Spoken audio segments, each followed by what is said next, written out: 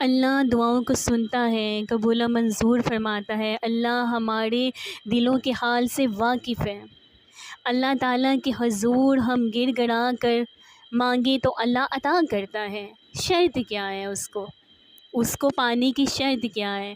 اس کو پانے کی چھوٹی سی شرط ہے کہ آپ اپنے دل کو یقین کے ساتھ، توجہ کے ساتھ رب کے حضور مانگیں۔